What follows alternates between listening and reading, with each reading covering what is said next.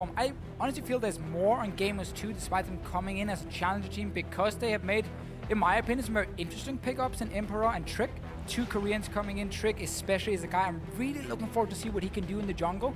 Because in the past, we've had very good experience with Korean junglers coming to Europe and they've always had a good impact. And we'll have to see what Trick is going to do today. We've got 5 bans in. Lissandra, Kindred, and Gangplank removed from Elements towards Gamers 2. We saw Nif on your screen there for a moment, still coaching Elements. And on the reverse, Poppy, Lulu, Shen. Rise is open now. That should be a lock-in for Elements. That pick is so fantastic. And again, as we talked about in the last game, flex picking, it is the key in pick and ban in this meta here. Rise can go to mid and top lane. We see exactly the same for Gamers 2, because Tahm Kench can either go top lane or he can go into the support role. I've even seen Tahm Kench jungle, but it's been a while, so I expect that to be top or support. And Trundle, well, we know it, it's either top or support as well. So you haven't really shown everything for Gamers 2 because you don't really know where each of them are going. Yeah, we'll find out what they decide. Very quick pick and ban so far. I have to apologize to Ocelot. It's G2. You told me never to say G2. It is G2. Sorry, Ocelot. G2. It's gone now. It's been a long time of the previous name.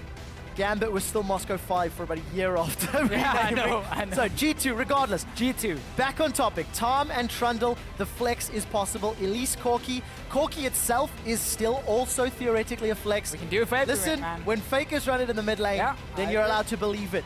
Graves and Lucian, this will give us a little bit more of an indication. I've heard whispers of Graves top lane being a thing, but we're expecting a jungle. Graves jungle. Coming in for Trick, it's super, super strong. We can talk more about it in-game and how teams need to play around it because it is not your standard jungler like Elise is. When you have Elise, you can run fairly standard lane. She's very good at ganking. She can invade, good at vision control, whatever it is. Graves is more about skirmish and he needs a team to help him in the early game get into these skirmishes. He can't just walk into the enemy jungle and find it himself unless you want to die very quickly, obviously. Yeah, we'll find out what they decide to do. For Elements, a few seconds left to lock in, and that will tell us exactly where that Corki and that Rise will be going. Anticipating it to be Rise mid, Corki ADC for the time being, and for Promiscue, or Spratel as he's known now, redemption, really. Yes. Back on the Elements roster, back on the starting roster, after being moved into that support position, and then being removed from it. Let's see what he can do. On the Thresh, Fiora for Steve up top, and Ica will be running that Rise in the middle lane. So a little bit of everything. A lot of poke if they want it from the Corki. Single target skill shots if they're looking for those assassinations from Elise and Thresh. Overall, both teams are getting a lot of the current power picks. Corki is a super strong AD carry now, especially with the MF nerf. We know Fiora is still a monster in the top lane. Rise, one of the best mid laners we have. So Elements can be very happy with the composition. We just gotta look at the lane matchups and what Perkz wants to play in this mid lane against a Rise. Normally, a lot of the range matchups does really well into Rise, where the melee matchups tend to lose to him, so it should be a ranged champion coming in the mid lane, expected at least from Perkz, unless he wants to pull out something surprising. Well, we heard Stresh talking about Perkz' champion That makes pool, sense. and the Ahri will be locked in, so use that Spirit Rush to try to stay out of range, or at least get away once Rise tries to lock you down. Tahm Kench top, Graves jungle, Trundle support, as we were anticipating. There is a lot of damage once Trick can get in range, but that's my only concern, because if he's in range, it means so is Rise and Fiora. That is very true, but we gotta keep in mind here, Gamers G2. Ah, so close, man. Ocelot put it in my head. I'm always saying it every time. G2 will have a very strong front line in a Trundle support and a monster of a top laner in Tahm Kench who just becomes close to unkillable. And he has a pretty good matchup into Fiora. It's very difficult to take him down in these one-on-ones. It's very easy for him to get the 3 stacks and then eat you, get good damage from that, and also set up a potential gank, which is what you need if you have Graves. Because if you do not have CC in the lanes, an AD carry kind of dashing in towards you doesn't really do a whole lot. A Tahm Kench who can eat you and keep you slowed for the entire duration of a fight, that is perfect for Graves to walk up and start shooting at. Well, we're going to have to find out how the coordination is, because Kikis moving to the top lane from the jungle, where he qualified with G2 at the end of last year. We also just saw Nif and Youngbuck walking off stage shaking hands, former players themselves now turned coaches. We'll see what impact Youngbuck is going to have on the European stage. You guys saw the team comps jump on Twitter at LOL Esports, hashtag ELWin if you think the new look elements will do it, or hashtag G2win. G2. If you think those 2 additional roster changes are the ones that you're looking at, 13 players between May and December, maybe this is the one that gets them to the top of the table.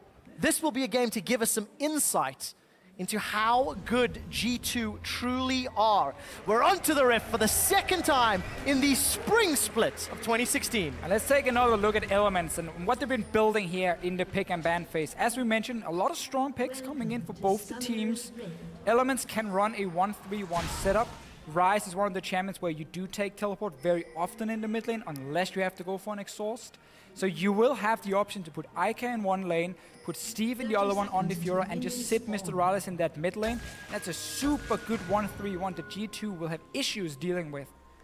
But then on their side, you have that insane skirmish potential of a Graves jungle and an Ahri in the mid lane.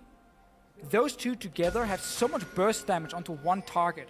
And then you have that big front line, 2 tanks coming in who can single out targets either with Pillar from Trundle, eating someone as a Tom Kent and spit them back into your team. Elements can never get out of position, otherwise they get caught out and they get bursted down so quickly by G2. Notice a lot of G2 right now? We'll get there. We don't need to say it every single time, Deficio. G2? But are you G2? For Elements, double teleport versus the Flash Ignite on Perks' Ahri. And I want to see how this early game will play out. We did not see any sort of invades like we did from Fnatic Origin. The more standard sort of fan defensive is what we've come to expect in the current meta. And remember now, these jungle camps do give a little bit less experience for the laners without the jungle items. So you don't get the same as before where you go like halfway over to level 2, you can rush into lane, get a few minions and hit level 2. It comes after 5 minions now once you take this camp. So you need to get the melees down, get 2 casters, and then you can get your level 2 and start going a bit more aggro. You see both, they're basically doing exactly the same, both teams. Seems like Sprattle got the experience though from at least the big one before here. So a bit of a misplay, unless it was a setup to get the Q from Rales combined with the CC coming from a Thresh. Definitely possible for Elements. We didn't get to see them do the camp. Got to hit those skill shots since Sprattle's first death sentence goes a little wide of Emperor. Well, it was max range, so being a little harsh here. We do see the 2v2 playing out. So Rales and Sprattle with a small advantage, got the level 2 already. Flash Ignite on that Thresh as well, so if anything does connect, Emperor could go down very quickly. We've got a quick glance there of Ica trading with Perks. And standard laning phases just yet. Trick, an early attempt up top. If Kickers can swallow Steve. We just talked about how easy it is for Kickers to get stacks onto Steve, eat him and spit him back. There's the first slow. Here's Trick. Let's find out. End of the line. Will get fired. Doesn't find the wall. Steve is able to walk away. There's some support from Gilius. The cocoon lands. Teleport from Ica. Now Trick, he's going to get eaten by Kickers. The waddle into the flash. Trick is going to dash away. Kickers is going to go low, but he will survive. And they get the teleport from Ica. And this costs a lot for Ica. You're losing so much in the early game when you teleport away from your lane and you don't get a kill. Obviously, it's a response to the kill. G2 were chasing all the way down to the tower. But we got to see the first gank from Trick, expected towards that top lane. Steve, however, didn't use anything. Just run away. So at least he can be happy.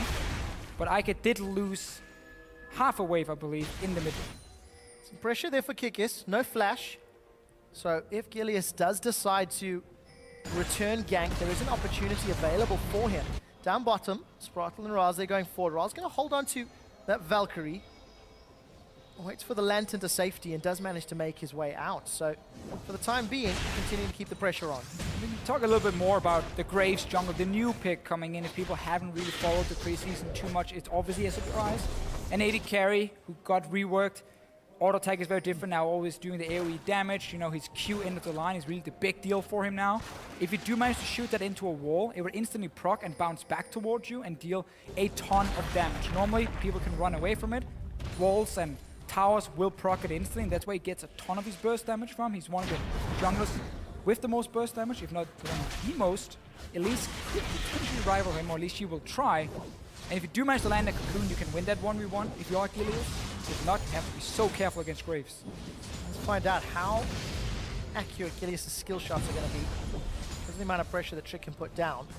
On the side of Trick, They have a little bit of a tough time trying to set up some of that AoE burst unless he's got the terrain to work with. Rolls gets caught once again by a Pillar of Ice and some damage. Gilius looking to return. This is what we expected. There's no flash for Kikis, but he's got a lot of grey health. Holds onto the timer for a few seconds and slow comes out. Gilius and Steve, they're looking to dive. First blood secured by Steve. A flash over the wall from Gilius, and he survives. Perks tries to get the kill down. Ignite is ticking. Ike is burning, and Perks finds one back.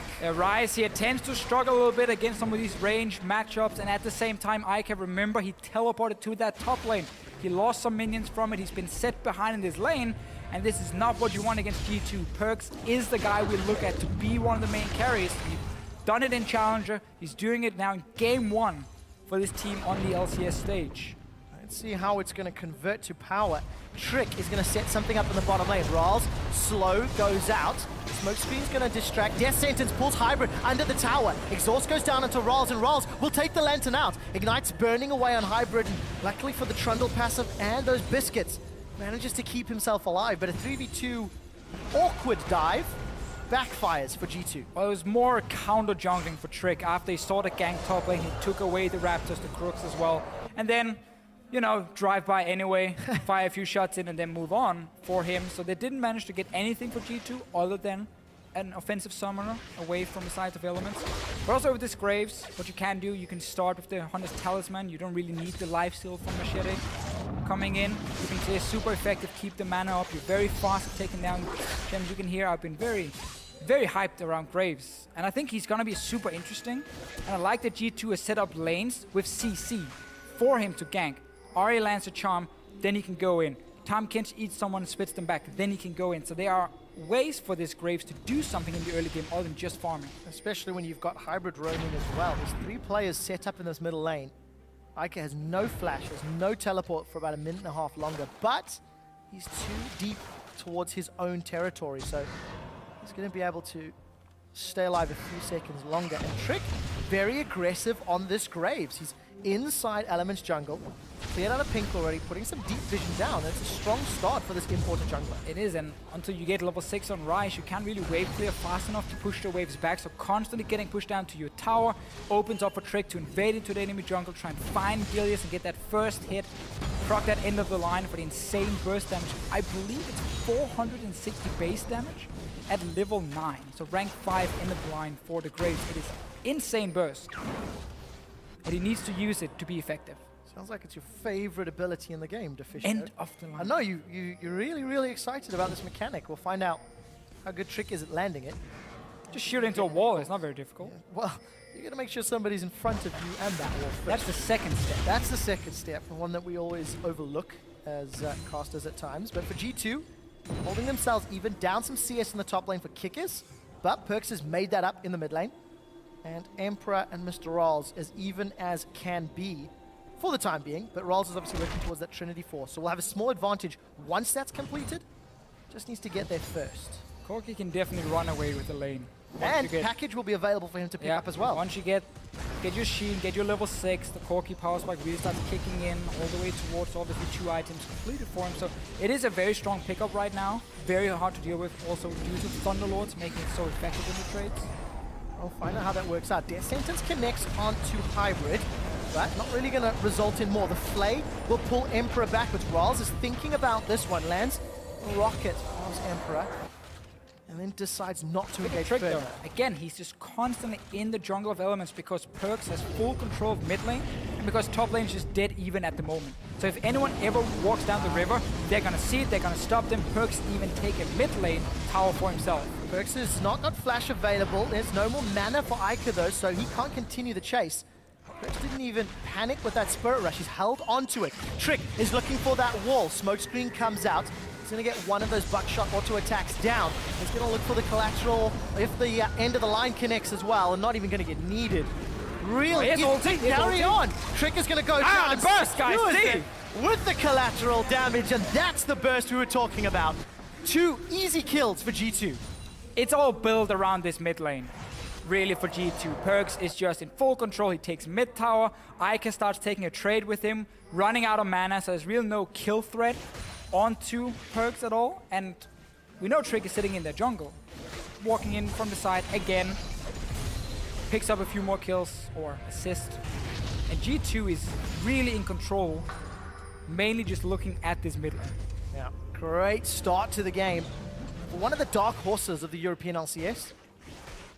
See how they continue to roll this one around. Got themselves a tower already. And Trick showing off with that warrior enchant, with the amount of time spent inside Element's jungle. Now we're going to see them knock over some of those other towers. We've known from Perks that he has the ability to perform well, played a lot in the challenger scene. And really one of the players that sort of G2 is stuck with. Through a lot of the changes, he's been one of the common faces for the last 6 months. If I remember correctly, he replaced Ica on G2. Came in, and that really changed the team around because, again, he is a very, very strong carry. And he's just another one of these new mid laners that keep coming through Challenger into the LCS. Hybrid getting hooked in here. And Sprite's going to go forward. The box is down. Gilius is looking to support. He decides not to take the Lantern, though. And he saw Trick coming through the river. And Perks leaving that mid lane with Ica having no TP. Decide to back away. So an opportunity there. But Spartel pulling the trigger too early on that ulti. Yeah, now as a Rise as well, it's just the worst situation because if you want to fast clear the wave and push it out and try and keep Perks in the lane, you gotta use your ulti. But it ends up costing a lot of mana with your full combo then, and then you can't trade. So there's really no way for you to get the pressure back once you've fallen so far behind. So there can just constantly be trades going on in side lanes because Perks can roam first together with Trick, who's just warding up this jungle of elements. And of course, what a power difference between Perks and Ica. Tia plus Catalyst versus Abyssal Scepter already. So Perks is feeling very, very comfortable for the time being. And of course, Kikis, who actually gave up that death much earlier on in the game, he had fallen behind. He's actually picked himself up a 14 CS lead over Steve. There's Perks going forward. Thunderlord's procs into Gilius. Now Ica is going to be the next target. A good cocoon onto Trick means that some of the damage is mitigated. Oh, Collateral gets the kill, throws the water balloon, and Ica sent home crying. Right, there's no walls for Trick, but he still gets double damage from end of the line into his ulti. You gotta respect that damage every single time because it is higher than you normally see from a jungler.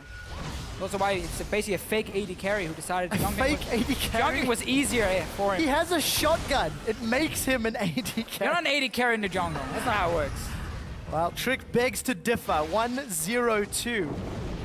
Gonna start off this dragon now, and at 12 minutes, G2 have got themselves nearly 3,000 gold in the lead.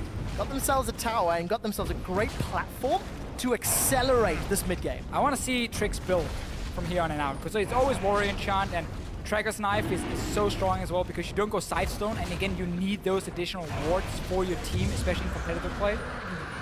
Steric's Gauge makes him a bit of a bruiser, basically. You go more of a Mortis as well later on. There is enough magic damage on Element side to do that, and you get these double shields proccing, and you honestly just become, again, a bit of a tank while still doing a ton of damage, and you're very hard to deal with in these fights. Or he can go super aggro and just go Ghostblade if he wants to, like, try and kill anyone. I don't think it's worth it. If you are getting further and further ahead, getting tank items tends to be very strong because the enemy tends to lack damage, and it just counts for even more. Trick, got himself a Ruby Crystal as well as Boots of Swiftness for the time being. Gonna take a look again at Steve versus Kikis. Kikis has got that Dead Man's Plate already picked up and not been too involved for the last sort of 5 or 6 minutes. It has been about Perks and Trick, but I'm interested to see how well Kikis will perform on more top lane champions as the season plays out, and also how this Tahm Kench is going to impact the remainder of the team fights in the position they're in. But this is a smart start for Kikis.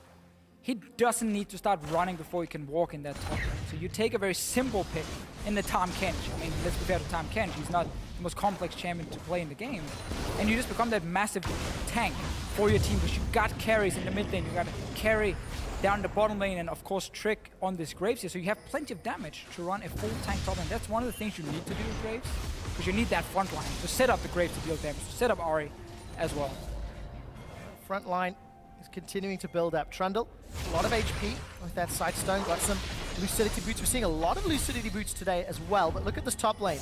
Trick and Kikis trying to get their nom on. Steve gets lashed by the tongue of Kikis' Tahm Kench, but he will back away and just more tower damage. And now G2 also needs to understand that the only way for Elements to kind of have any control towards the top side of the map is by having defensive pink wards. So G2 needs to check these small bushes here and clear them out, because it makes such a big difference Once again, when you cannot place that many green wards and so on. They've just been running around the same bush, so they are spotted.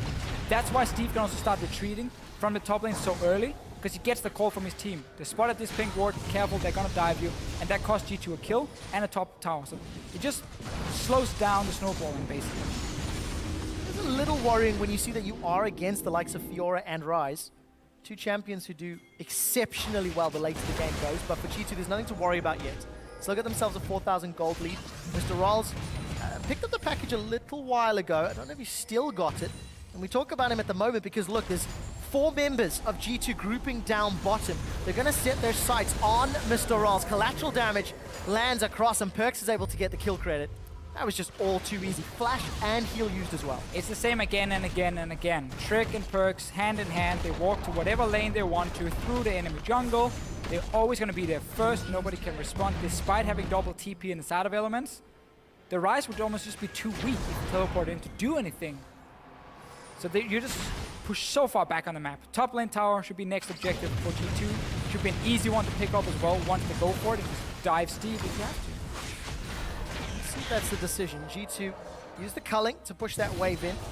Mr. Rolls has managed to respawn, and you can tell by his movement speed he's picked up the package. Let's see how he decides to use it. Here's a replay of how Trick and the rest of the team with Perks get the kill. Zero vision in their own jungle for elements, so they can just kind of figure out what's about to happen. And oh, whoa. Wow. EU mid laners, man. EU mids. That was a great prediction from Perks. This is one of the great things when you think that most of the G2 players came from the challenger scene last year.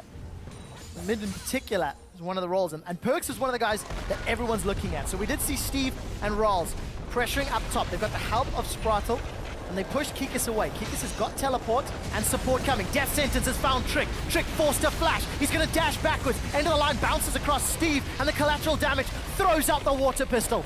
The rest of Elements are now trying to get away. The icy, spooky, chilly ghost will slow down Ica and Gilius. Trick will go down. Rather, Emperor goes down as Ica's the one that's picked that one up, and Perks should get the reply. Lets the minions do the work. Cool guys don't look at dead Rise. And Elements go down 1 for 1.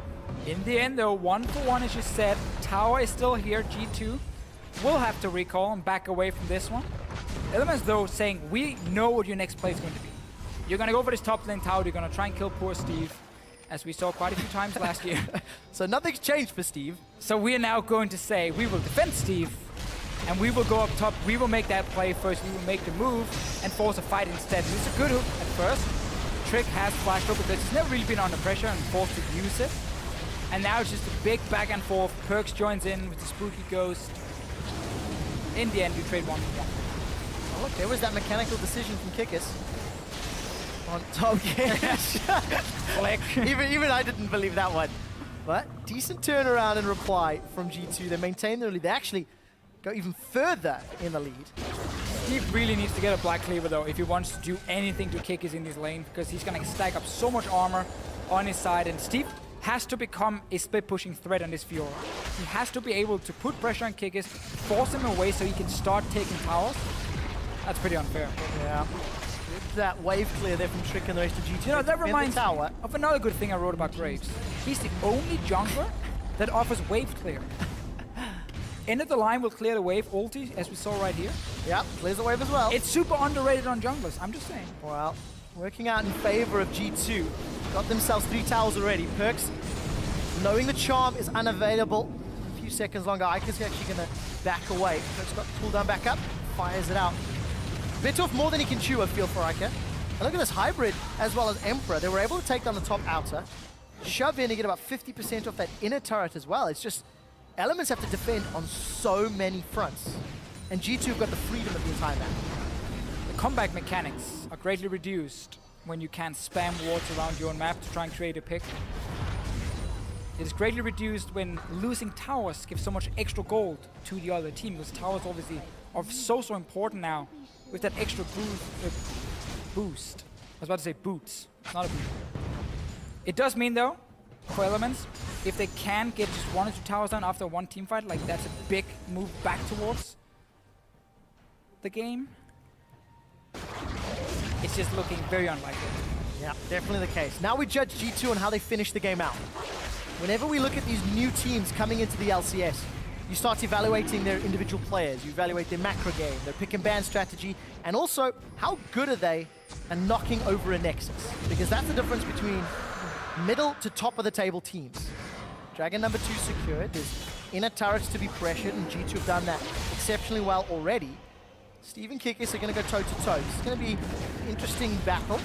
Gobble, gobble, gobble. Steve gets nommed. This is going to throw down a challenge. There's grey health available. The audience is on the side of Steve, as it were. Kikis will get challenged, get killed, and Gilius and Steve after some time. But will it cost a tower? The rest of G2, they're grouping towards the bottom, and Perks, he's shoving in mid as well. Hybrid, he's get caught by a death sentence. Now Ike is trying to get away, finds a lantern to safety. Decent positioning from Spritel, but the death of Kikis for an inner turret, worth. Well, G2 can be happy with this because they can push the mid tier 2 as well. Get the towers down. Elements again, they're just trying to make some aggressive plays. Another one. Can surprise them. Nice hook. Well, follow through. The Trundle Pillar will interrupt somewhat, but Perks is able to dash away to safety. The culling will nudge Elements away. Elements get their first tower of the game. Top outer. Split push Steve. That was one of the comeback mechanics. But he's got a lot of work to do. Luckily, he's got a lot of support behind him in-house as well. If we just look down at the items, now that we are again 6.1 for the first time. Not that too many things changed item-wise compared to 5.24. We still see, you know, Essence Reaver being in here, despite it taking a small nerf in the last one. But you have to go Rapid Fire Cannon or a Zeal item as the second one if you want the max cooldown reduction. The 20% coming in extra from Essence Reaver. The way the math works now, for some reason, 10% crit is 3% CDR, and then his 20% crit is now 10% CDR, and 30% crit is 20% CDR. So Rapid Fire Cannon will give him that, add in some boots, and then you're hitting a 40%, and you basically become a spellcaster, because you're constantly just dashing around, firing abilities to proc your passive on this Lucian over and over and over. You're not relying on auto-attacking.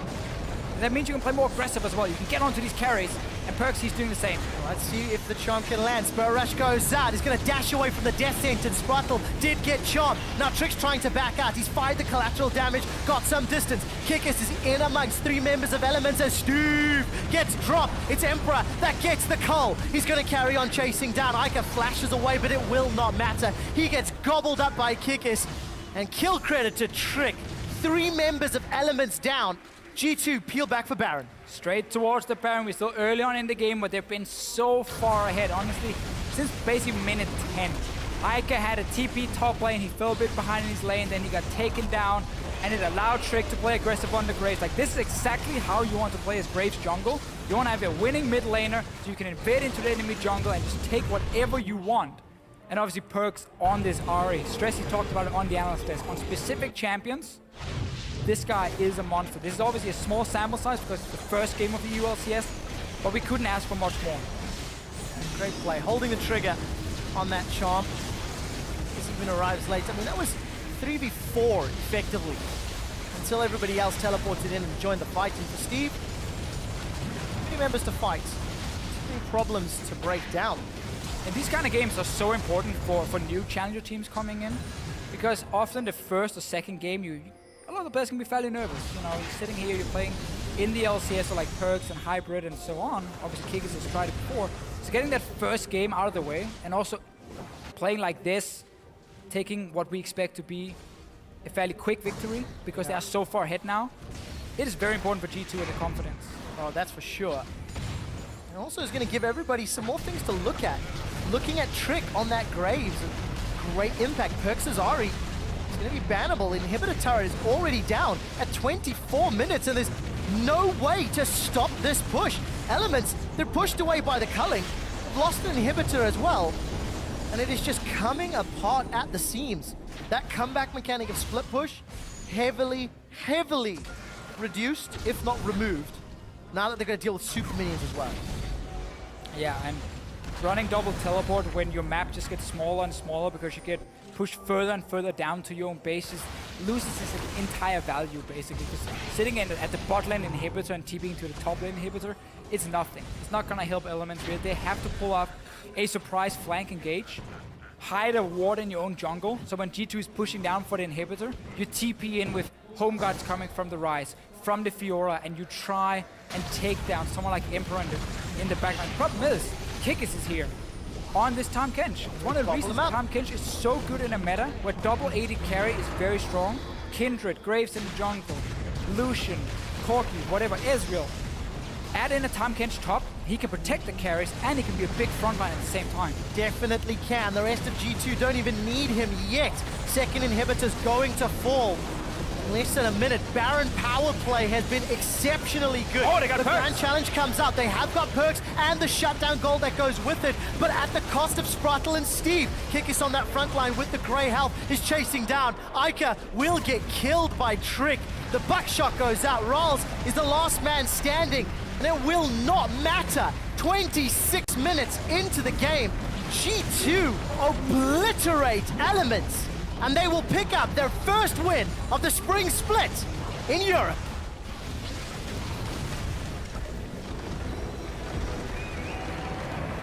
What a great start for G2 here. I like the pick and ban phase coming in from them, last picking that Ahri into the Rise, so you can pressure the lane early on.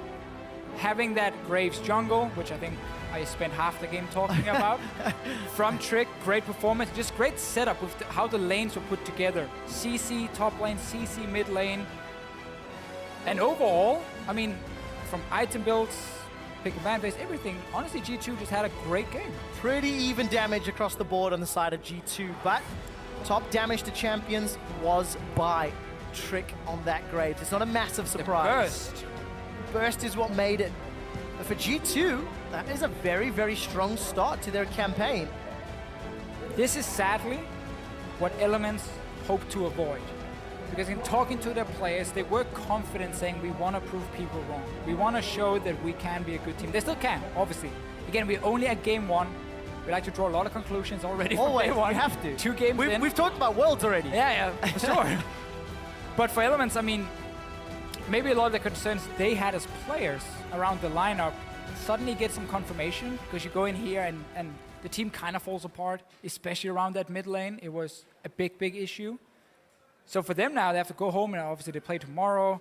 There's a lot of things you got to look at. Yeah. You cannot afford losing too many games in the start, because it just becomes so hard for you to claw your way back. Yep. And obviously nobody wants to sit down there in the bottom of the standings. Got to think long term.